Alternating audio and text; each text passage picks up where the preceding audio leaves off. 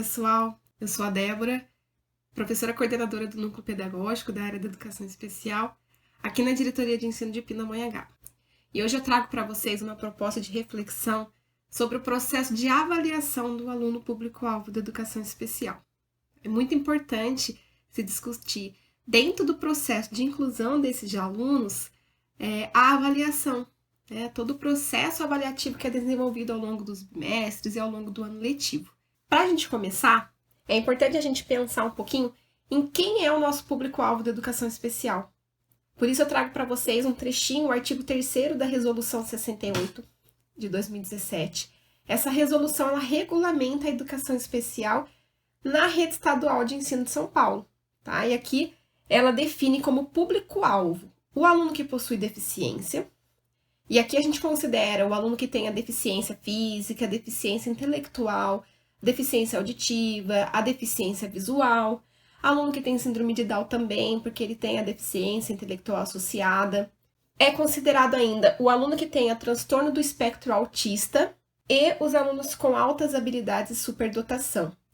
Então, todos esses estudantes que têm esse diagnóstico, eles são considerados público-alvo da educação especial a fim de ter os direitos assegurados para o processo de inclusão. Então, agora que você já sabe quem é o aluno público-alvo da educação especial, é importante você pensar no seu aluno que você tem, o estudante que você tem, que tem alguma deficiência, ou é autista, ou tem altas habilidades de superdotação, para refletir o processo avaliativo desse aluno.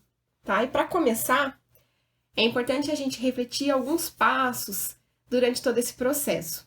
A avaliação inclusiva, ela deve estar atrelada às especificidades do aluno. Então, durante o processo de inclusão deste aluno, é realizada a adaptação curricular.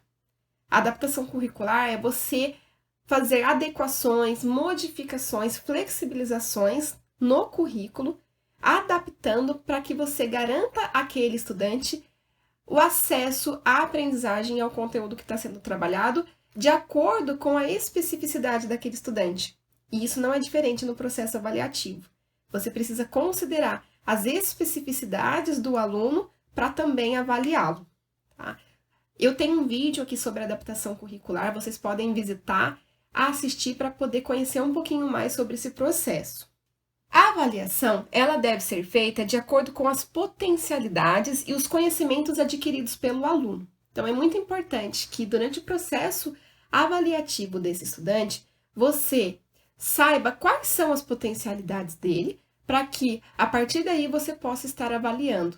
Você propôs uma adaptação curricular e você vai propor também uma avaliação que seja coerente a essa adaptação. Partir de um objetivo previamente estabelecido para esse aluno. Então, durante todo o processo de ensino e aprendizagem, você estabeleceu para esse estudante um objetivo, de acordo com a necessidade especial dele, partindo daquilo que o aluno sabe, do potencial dele, você estabelece um objetivo de aprendizagem para que possa atender a real necessidade. E essa avaliação, ela deve ter como base esse objetivo que você estabeleceu para esse aluno. Para uma avaliação inclusiva, a gente precisa considerar também que deve ser apresentado ao aluno uma menor porção de abstração. Então, muitas vezes, a gente trabalha com atividades avaliativas que têm textos, uns textos um pouco mais longos. Então, é importante que, quando você tem um estudante da educação especial, considerar toda a proposta de adaptação curricular que você fez e desenvolveu com esse aluno, adaptando essa avaliação para que ela seja inclusiva, de forma com que o conteúdo apresentado para esse aluno seja o mais objetivo possível. Objetivar aquele texto mais longo, oferecendo uma menor porção para esse aluno. Oferecer recursos visuais, materiais concretos, a partir também do estilo de aprendizagem desse estudante. Então, é importante considerar, durante o processo de avaliação, as atividades que você vai oferecer para esse aluno também, a importância de se objetivar sempre as atividades para que seja mais claro possível para esse aluno. Aqui eu trago algumas sugestões também sobre a importância da gente descobrir quais que são as habilidades desse estudante e definir se os instrumentos usados estão de acordo com as respostas que ele pode me dar. Então, você conhece o seu aluno, você sabe as habilidades que ele tem e a partir daí você vai propondo novas habilidades para que ele aprenda, novos desafios durante o processo de ensino-aprendizagem, certo? É importante você refletir se a metodologia que você está utilizando, né, os recursos que você está utilizando, elas são coerentes a essa necessidade específica desse aluno? O processo de avaliação, as atividades avaliativas também, elas são coerentes? Então, é muito importante deixar essa reflexão para que durante todo esse processo se pense no aluno e a necessidade que ele tem. Não esquecer de considerar as aquisições do aluno e o quanto ele conseguiu avançar.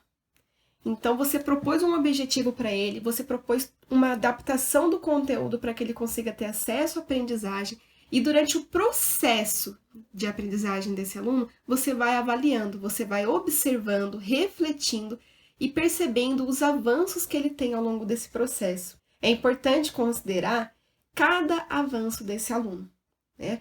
Às vezes, para a gente, nós criamos muita expectativa e a gente pensa que o avanço que aquele aluno está tendo ainda não é o necessário. Mas, na verdade, para aquele aluno, aquele avanço já é muito. Então, é importante a gente considerar cada avanço desse estudante no processo de avaliação. A avaliação, ela precisa estar a favor da aprendizagem. Então, você observa para avaliar a forma como aquele aluno está aprendendo, os pontos onde ele apresentou mais dificuldade, para que na proposta de novos desafios, de novas aprendizagens, possam ser adaptadas com metodologias que possam atender ainda mais às especificidades desse aluno. Eu trago aqui para vocês agora alguns exemplos que são importantes de considerar no processo avaliativo de alunos público-alvo da educação especial. Então, no caso de um aluno que possui um comprometimento cognitivo, o aluno ele tem deficiência intelectual, foi proposto para ele todo um currículo adaptado, mas e a avaliação desse aluno? Como ela pode ser desenvolvida? Novamente, reitero a importância de estar coerente com a proposta de adaptação curricular desse aluno, dentro daquele objetivo que você previamente estabeleceu para ele, mas pensar que o aluno que tem deficiência intelectual, ele precisa sempre de recursos visuais, de apoio visual, de apoio de material concreto.